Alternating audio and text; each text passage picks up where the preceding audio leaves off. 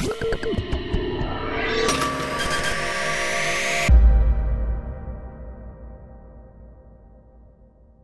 se retrouve aujourd'hui pour une présentation et un test de l'éléphone S7 envoyé par notre partenaire Gearbest.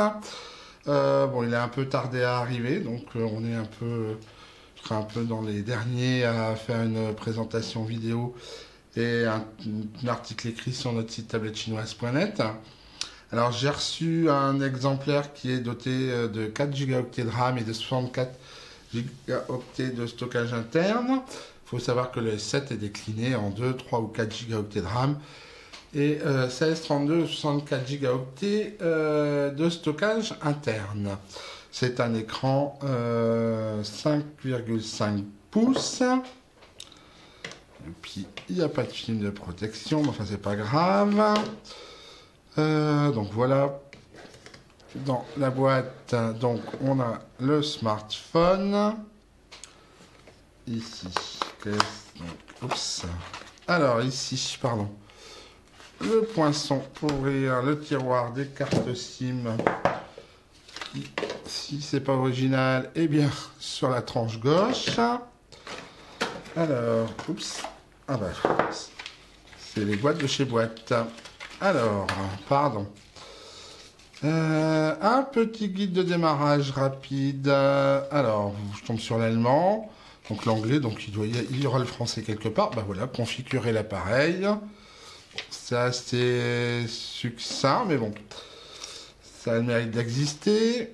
Après, une protection écran. Ben, c'est pas mal parce que celle qui est déjà installée n'est pas top, apparemment. Ok, et une cover cause. Ah tiens, c'est assez amusant. Bon alors elle est toute simple. Pardon. Apparemment par transparence. Voilà. C'est du basique, mais ça le mérite d'être présent, ce qui n'est pas toujours le cas. Alors après, j'imagine que dans le reste des boîtes, voyons voir. Oups, on va essayer là. Voilà. Alors, un chargeur. Fiche française européenne. En tout cas pas américaine et chinoise. C'est un chargeur 5 volts 2 ampères, donc une certaine charge rapide, peut-on dire. Et j'imagine que dans l'autre boîte, on va trouver... Ah ben voilà, gagner un câble USB, micro USB. Ben oui, Elephone, même dans cette configuration 4Go64, n'a pas mis d'USB type C. Bon, c'est pas très grave, mais bon, c'est un peu étonnant pour un smartphone qui se veut sur le haut du milieu de gamme. Alors au niveau du design, il est annoncé cet téléphone 7 comme ayant un double face incurvée, quel cas ici, hein, on peut le voir. Je ne sais pas si vous pouvez le voir. Et de l'autre côté, sur la face avant. Alors justement, sur la face avant, que trouve-t-on? Apparemment, un bouton Home qui fait aussi office de lecteur d'empreintes digitales, une caméra, une flash LED, un écouteur. Sur la face arrière, une autre caméra qui, si mes souvenirs sont bons, est de 13 mégapixels et flash LED. Sur la tranche de droite, l'habituel, alors là ça va être un peu difficile pour vous de voir peut-être, l'habituel bouton power on off et le bouton volume plus et moins. Sur la tranche de gauche, le tiroir des cartes SIM. En tranche supérieure, la prise jack 3,5 mm. Ici, vous pouvez voir déjà un peu les bandes d'antenne. Ici, en tranche inférieure, le port micro USB et grille de haut-parleur, pardon. Bon, alors, je vais enlever au moins ce film ici, si j'y arrive.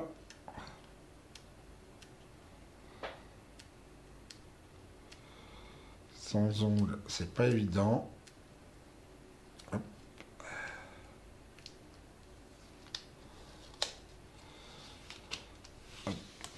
Voilà. Donc il y a un petit effet, alors ça va être difficile pour vous de voir la caméra entre les lumières. Mais bon, il y a un petit effet sur la face arrière. En face avant, est-ce que j'enlève cette... Oui. Il n'est pas très joli. Et il y en a un de fourni. Donc, hop. Bon, j'accélérerai un peu la vidéo. Donc face avant, vous avez la lumière aussi de la pièce. Bon alors, par contre, ça récupère toutes les poussières. C'est face en verre polycarbonate, j'imagine.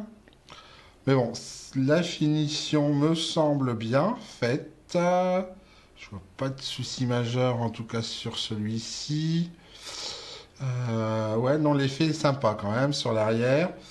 Bon, à part que ça prend bien les traces de doigts. Voilà, coque et film de protection indispensable.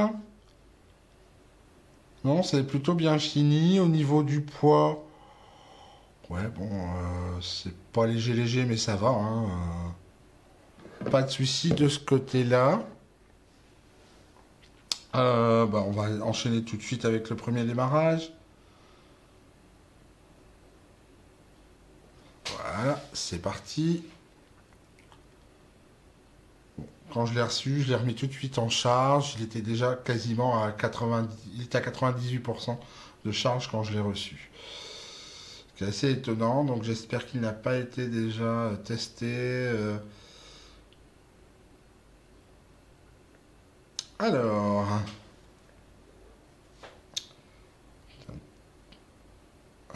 il a l'écran. Oups, oui. Non, pas de. Non, non, non, non. Il accroche un peu, je trouve. Sans film. Donc, français. Est-ce qu'il m'a pris le choix du français? Oui. Suivant. Bon, suivant.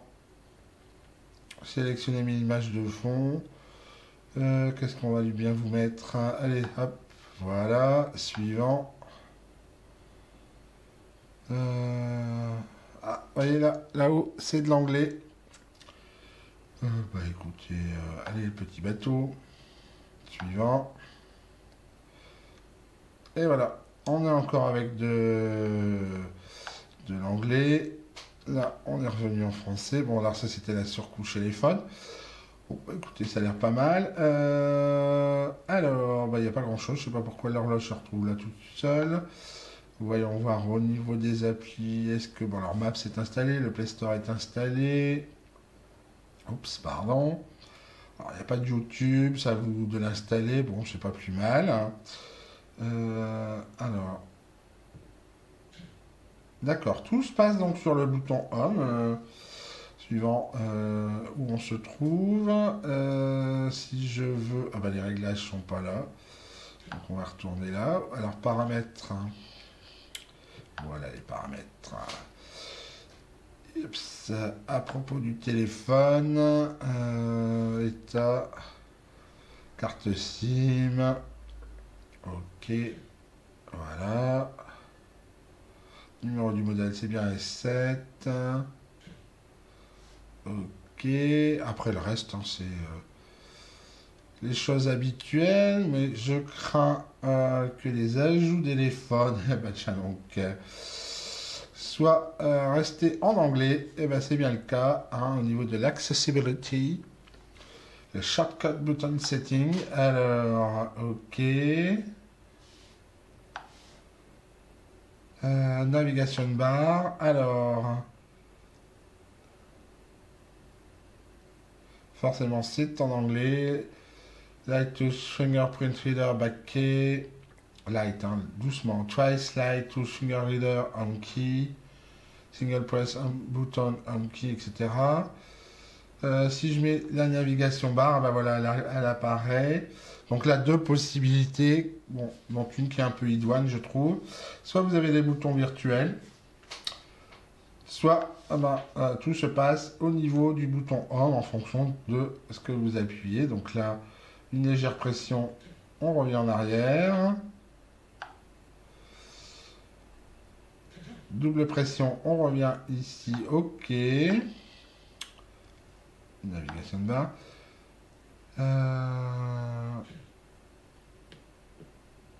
D'accord. Alors, soit vous le faites en soft, enfin vraiment léger, soit vous appuyez, vous entendez un clic. Voyons voir. Ah, ça m'amuse pas mal quand même ce truc.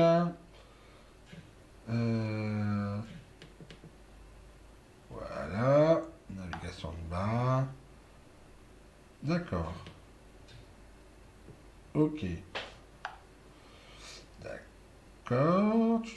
On retourne sur les paramètres. Qu'est-ce qu'on a d'autre en accessibility? Bon, voilà. Clear background. Ok. Voilà. Task manager. Ok. Après, dater, etc. Bon, ça c'est habituel. Donc, bon, on est bien. Je ne vous l'ai pas montré, mais on est bien sur une version d'Android 6, mais avec à la sauce téléphone. Alors, voyons voir au niveau des bandes de fréquence. On va voir si il accepte le code du mode ingénieur. Donc, c'est étoile, étoile, dièse, étoile, dièse. Je ne connais jamais. 3, 6, 4, 6, 6, 3, 3, dièse, étoile, dièse, étoile. Génial. On rentre dans le mode, les bandes mode. Alors, sur la SIM 1, en général, c'est là où on retrouve toutes les bandes de fréquences de G3, G4G qui sont gérées. Elle aura donc GSM, UMTS, vous voyez qu'il y en a plusieurs, 900, 1900, 2000, 1700. C'est pas tout ce que j'avais noté sur le site téléphone et sur d'autres sites qui répertorient les caractéristiques des smartphones, donc je mettrai à jour. En LTE, donc en mode 4G, on a la... Alors j'ai toujours du mal avec les numéros. Donc la 1, la 3, la 7, la 8, la 20 qui nous intéresse. La 3, la 3, la 7, la 20. Est-ce qu'on aurait la... Et on a la 28. Donc ça voudrait dire qu'il gérerait les fréquences, la fréquence 700 MHz qui commence à être déployée par Free et qui devrait l'être par les autres. Et il gère aussi toutes les bandes LTE, TDD, donc ça c'est pour la Chine. Mais c'est pas mal du tout ça. C'est une bonne surprise. Donc on va regarder sur la SIM 2. Bon alors là, il gère normalement que le mode GSM. La SIM 2 étant aussi de toute façon en général utilisée pour la carte SD. Alors voyons voir un peu ce lecteur d'empreintes digitales. Oui, je confonds avec un autre smartphone que je teste en même temps. Donc bon, vous voyez là c'est les trucs habituels, verrouillage de l'écran. On va faire un schéma.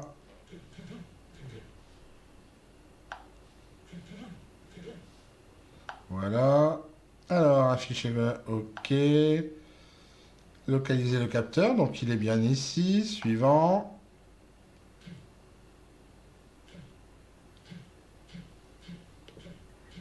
Oups. Alors surtout ne pas appuyer, donc on est bon pour recommencer. Empreinte digitale, il y en a, voilà, continuer. Hop. On reprend. N'appuyez pas sur le bouton Home, sinon vous êtes éjecté. Donc là, si on fait OK, voilà. Alors, doigt 1, donc hop.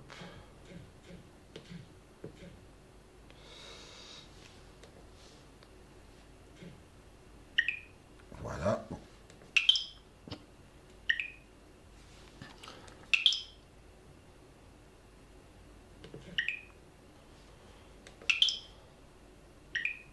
Bon. Il fonctionne relativement rapidement. Alors, bon, moi j'ai un peu, comme vous l'avez vu, cafouillé pour enregistrer une empreinte. Est-ce moi, il y a de grandes chances que ce soit de mon fait et pas du fait du téléphone. Néanmoins, bon, ça fonctionne quand même. Voilà. Dans les paramètres, je suis passé un peu rapidement sur une fonctionnalité qui s'appelle le Shortcut Bouton Setting, ce qui vous permet, par l'intermédiaire du bouton Home, d'accéder directement à une application, ou par exemple ici, comme c'est réglé, sur les paramètres. Donc en fait, vous devez double-cliquer 2 fois. Alors comme là on est déjà dans les paramètres, c'est pas possible. Alors on va essayer autre chose. Qu'est-ce que je pourrais faire? Les Maps par exemple. Voilà. Hop, on accède directement à Maps. Voilà, c'est une petite astuce, une petite chose qui est plutôt intéressante euh, à faire. Donc pas mal de possibilités, hein. Vous pouvez lancer votre musique. Hop, voilà. Ça fonctionne correctement. Donc je voulais vous en faire part et ne pas passer à côté. C'est une fonctionnalité intéressante. Au niveau des benchmarks, je ne vais pas vous ouvrir les applications les unes après les autres, ce serait beaucoup trop long. Je vais juste vous mettre les captures écran sur le commentaire que je vais faire à l'instant. Donc au niveau d'Antutu, on obtient un score moyen pour un Helio X20 hein, qui est aux alentours de 74 000 points. Idem des scores moyens pour, avec Geekbench ou 3D Mark. En ce qui concerne PC Mark, au niveau performance, oui, c'est à peu près ce que j'ai pu lire sur le net. Où ça change quand même pas mal, c'est au niveau de l'autonomie, hein, donc de la batterie, du test batterie par PC Mark. Sachant que la luminosité était à 50%, le Wi-Fi et le réseau ouvert, on est aux alentours entre 3h44 et 4h07, si mes souvenirs sont bons. Bon, voilà, c'est pas exceptionnel, loin de là, comme autonomie, avec une batterie de 3000 mAh. Sachant aussi, assez paradoxalement, c'est que quand le téléphone est en veille, la batterie est très peu drainée. On a une autonomie en veille qui est vraiment pas mal. Donc bon, à voir si Elephone nous propose une mise à jour pour résoudre ce souci. Donc regardons un peu ce que donne cet écran. Donc je vais éteindre les lumières. Pardon, hop. Voilà, on se retrouve dans le noir. Je vais un peu zoomer ici au niveau de la caméra pour que ce soit plus sympa pour vous. Voilà. Alors, on va utiliser ce logiciel Display Tester. Voilà. Hop, les basiques. Voilà, ce sera mieux dans ce sens-là. Et celui-ci, donc... Ah. Alors... Voilà. Donc, luminosité à 100%. Les tests. Revenir sur le noir. Je vois pas de fuite apparemment.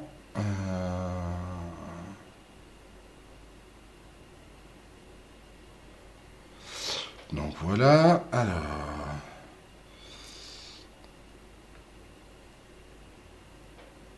Voilà.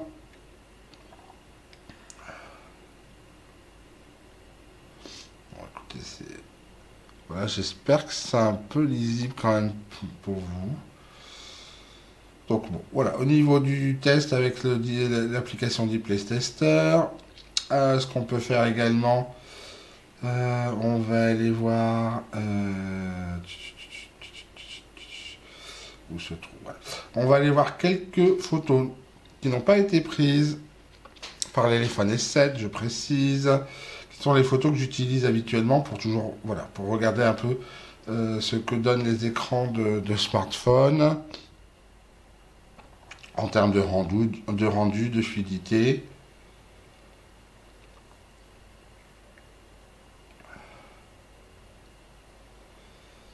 Voilà. Écoutez, y a pas de, ça ne pose pas de souci particulier. Voilà, on va essayer de grossir au maximum. Bon, le zoom est pas mal. Non, le rendu vraiment, c'est un écran vraiment qui... Voilà, le rendu est vraiment pas mal à ce niveau-là.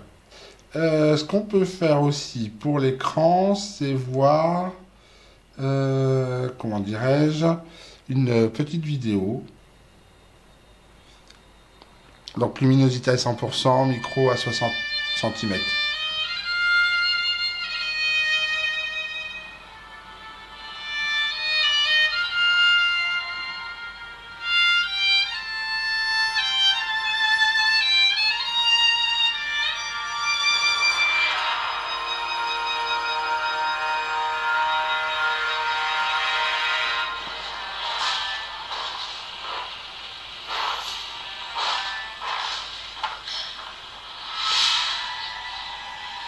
Donc on va avancer un peu. Ah, voilà.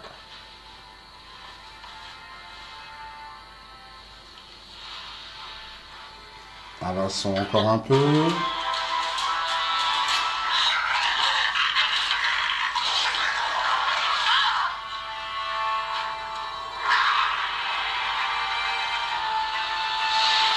Donc voilà, le rendu est vraiment pas mal.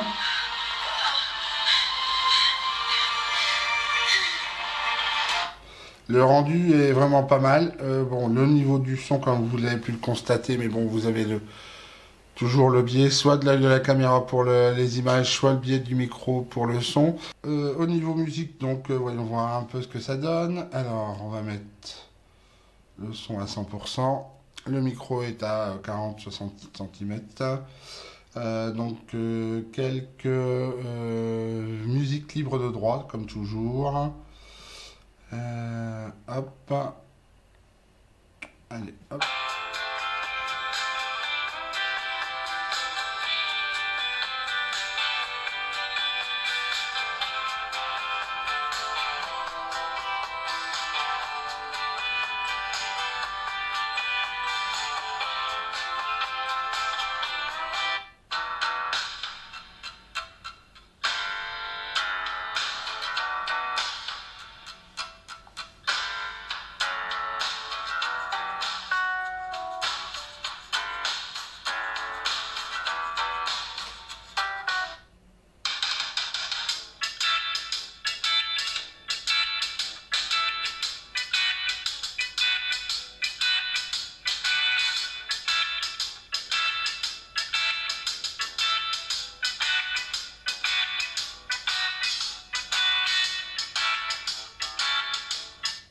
Donc voilà, pour ce qui est d'une idée que vous pourriez vous faire sur le son, bon, avec des écouteurs bien sûr c'est quand même nettement mieux à ce niveau-là.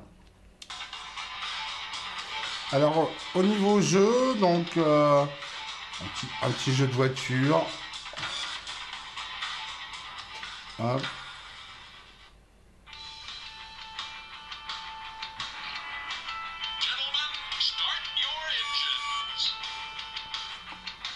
Ok.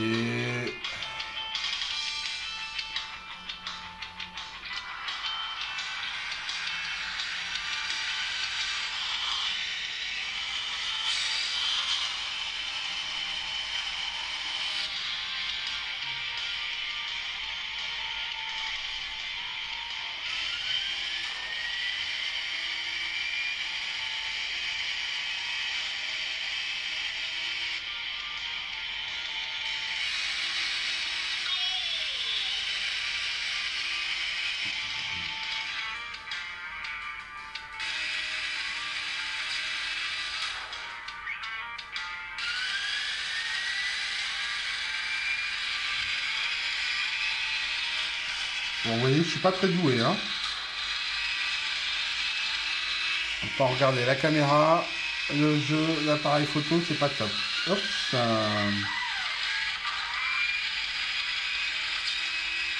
Voilà, hop. Bon, écoutez, ça fonctionne, il n'y a pas de souci, pas de ralentissement. Bon, c'est plutôt pas mal.